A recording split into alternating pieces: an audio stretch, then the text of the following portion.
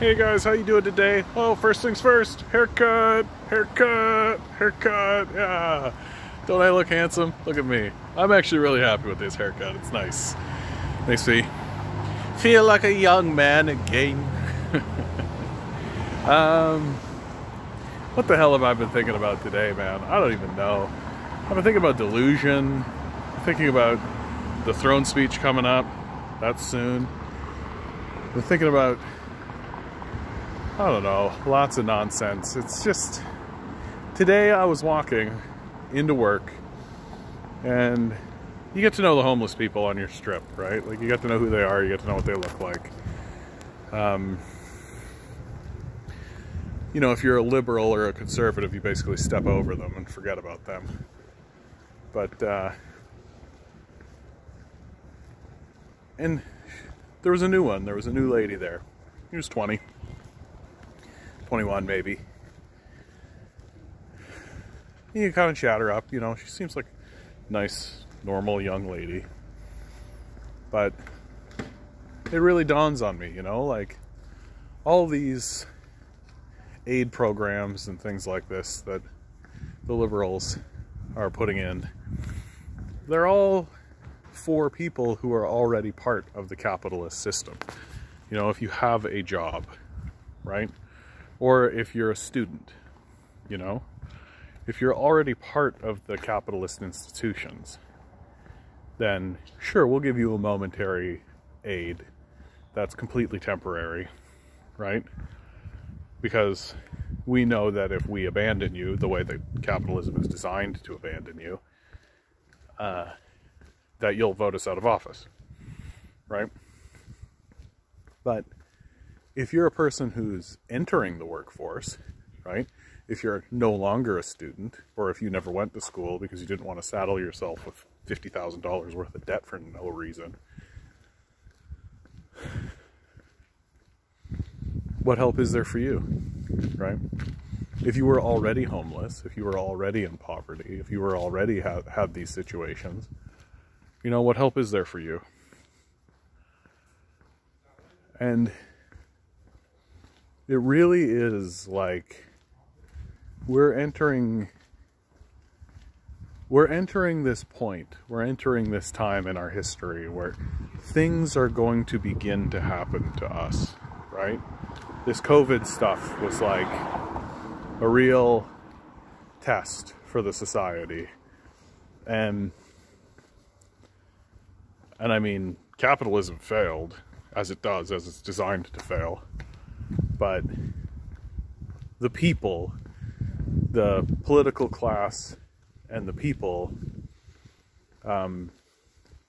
didn't fail. You know, we did the right thing given that we were in a pandemic. But now that the pandemic, even though we seem to be ramping up for a second wave, but now that there's more calmness, right, in the populace, now things feel less frantic, things feel less scary. But now there's this spirit of, okay, well, just back to work, I guess. You know, let's just hop back to. And like, if you've been paying attention to this channel, you guys know that I've been dealing with depression for this last week, and haven't really had an opportunity to sit down and actually investigate that, think about it the way you have to. But I did have like kind of a dawning realization today, because I was in the basement doing a bunch of cardboard work and just sort of left with my own thoughts for a moment. And what I'm feeling, right, because I'm anticipating that there's not going to be any meaningful permanent change come out of the liberals on this throne speech. They're not going to do it.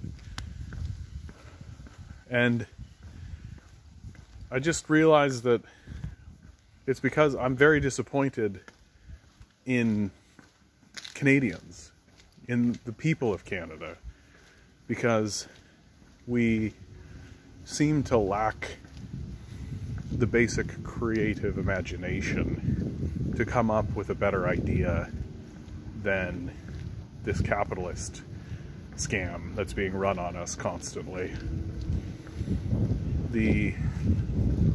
it's just like we've accepted these gaslighters, and we've accepted these fraudulent liars, and we just accept that, oh, there can't possibly be any other system except this one that consistently and constantly is in a perpetual state of collapsing. And to me, I mean, it all ties in with why capitalists need to destroy people who have imagination, right? Why imagination is not permitted in the society. We're not permitted to have genuine exploration and genuine conversations outside of a very tight framework. It's why our stories and our storytelling has gotten so bad. Because our storytellers are forced to work in these retail establishments and Starbucks and coffee shops so that they can pay their base bills. And then they're given a few fleeting hours in the evening in order to actually recover. And then they get a day off here and there, which allows them to actually sleep and, you know, take care of their own lives for a brief moment. But it's this perpetual machine that sacrifices people's lives so that billionaires can put extra dollars in a bank account somewhere, and then you stop and think about it and you realize that it's all made up. It's all total bullshit. All the money and all the kind of stuff is just this manufactured nonsense parade. And if we were actually to get in a room with one another and ask one another, hey, do you want to work your entire life for people you'll never meet? Everyone will say, of course not. Of course not. I'd love to have more time for myself. I'd love to spend less time on this pursuit that is at best tolerable, right? And it's just this frustrating situation because, like, I myself have been caught in delusion in my life. Like, I used to be a fundamentalist Christian. I've talked about that on this channel. And I've made choices in my life that were based completely on just hope, and but a delusional form of hope. And I've acted in my life in ways that weren't living in the total truth, where I wasn't seeing what was being laid out in front of me, where I wasn't acknowledging the facts around me. I was just living in my own sort of delusional space, because to deal with the reality as it was would be far more difficult. And it wasn't until the consequences of that reality were too overwhelming to bear that I was forced to deal with it, which ends up actually being much more difficult than just acknowledging the reality and making changes ahead. And I'm deeply concerned that this is exactly what we're doing, that we're just going to wait until reality asserts itself in ways that are impossible for us to ignore before we're willing to actually make the changes that we have to make. Like, it won't be until gas prices are so high that nobody can actually drive that we'll begin talking about mass transit, right? It won't be until there are just disasters on our doorstep. It won't be until food shortages begin that we'll actually begin talking about how much food we waste. Right? Like, it won't be until the disasters are on our doorstep and right in our faces until we actually start making rational choices like adults. And in the meantime, we've got to put up with these insipid, sorry sack politicians who mouth words pretending like they give a shit, but really all they're doing is responding. Like, that's all they're doing. They're just responding to the demands of the populace. And if the populace wasn't insisting, hey, maybe we should have more support systems, maybe we should have a better way of doing this whole structure, if it wasn't for that, they'd do fuck all. They'd do nothing. And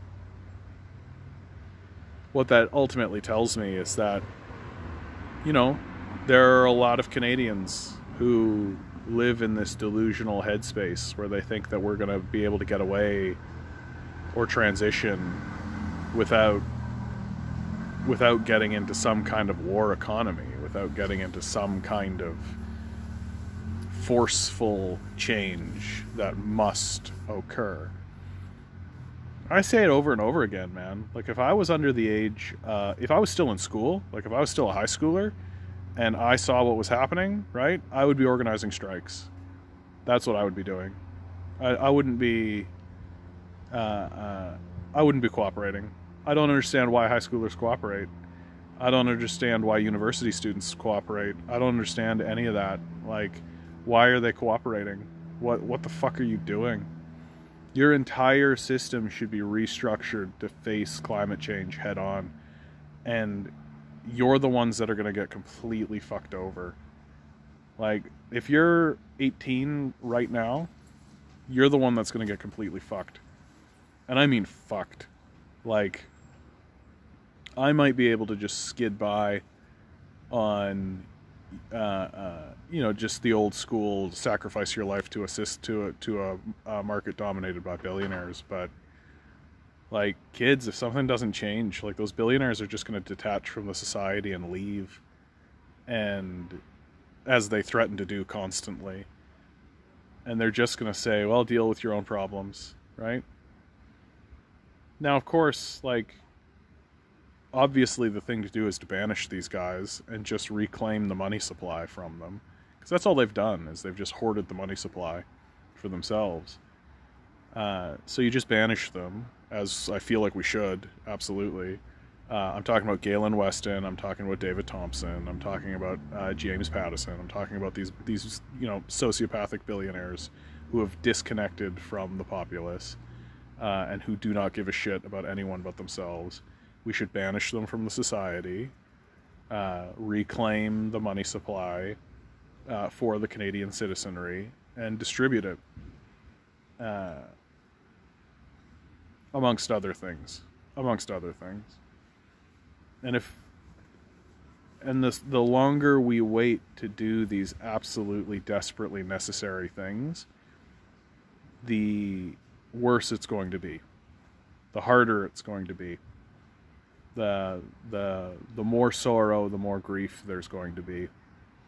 Because, and that's what's really got me depressed. You know, for a brief moment, I thought that maybe these liberals were going to act in a way that I consider rational. And there is still a point, there is still a part of me that thinks that they may actually act rationally, and they might actually say in the throne speech, which is on Wednesday. The throne speech is on Wednesday, 1 o'clock Eastern time. Right? And I feel like they have an opportunity to act rationally, to say, okay, these crises, these capitalist-generated crises, are going to continue happening. We're constantly going to be bombarded. They're going to escalate. They're going to get worse. The capitalists, every time there's a crisis, they structure the society to extract more from the citizenry at a faster pace. Right? Like, I take a look at the people I work with, and, like, the expectations that are placed upon them, I consider to be completely unjust. And yet they're in this position where they feel they have to do it. They feel obliged to do it. And it's obvious that that's the case. And it just should not be so. People should be working less. The expectations should be less. People should be having an easier time of it. What's the point of being alive if not to explore your own existence and your own life? Your own life is a gift that's been given to you, and some asshole you'll never meet who has more money than anyone could ever possibly spend in their entire life demands that you waste your life to further enrich them. It's unholy. It's demonic. These people should be completely banished from the society, their assets stripped and redistributed into the society. We should put a cap on wealth so that it never happens again. Like, strictly, what we're experiencing is a truly demonic time, where we're being told to sacrifice our own lives, but also the environment we rely on for our survival, so that a handful of people can have higher numbers in an account somewhere. Like, it's sociopathic, it's demonic, and it should be stopped. And these liberals aren't going to do it. Like, passing a basic income is a baseline to me. Like, that's a starting point.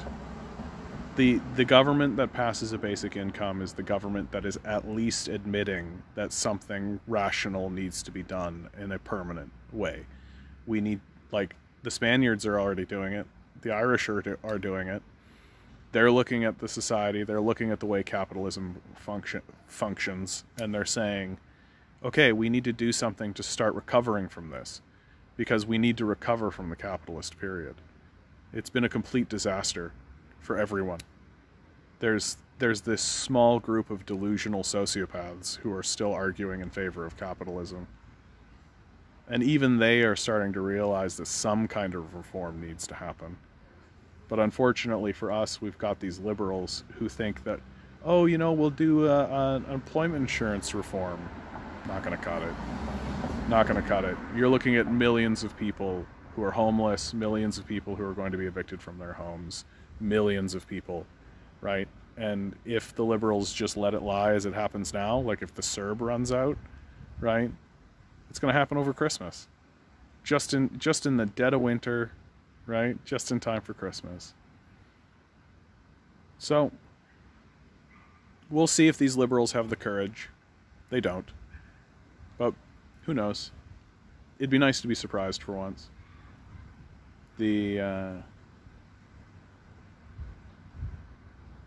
It's going to take a great deal of courage to actually look at the capitalist class and say they're worthless parasites that need to be abolished. That the system of capitalism it cannot be reformed. It needs to be replaced. The system, the ownership of large segments of the society needs to be eliminated. And if we don't actually consciously make that decision, then when the capitalist system collapses, as it has already done 3 times in my lifetime, and when it continues to collapse, and when it continues to show that it's an unstable system that's completely barbarous, we're simply going to have to deal with it then. So we can make the choice. Make the conscious decision with eyes wide open and step forward together, or deal with the fallout as it happens. The choice is ours. And it looks to me like the liberals are just going to have us deal with the fallout. Alright, that's the end of me, guys. I hope you're doing well out there. Go have a drink. I know I'm going to. Go have a smoke. I know I'm going to. Go ask that lady out. Go ask that guy out. Get to know your neighbors. Get to know your neighbors. Good luck. Godspeed.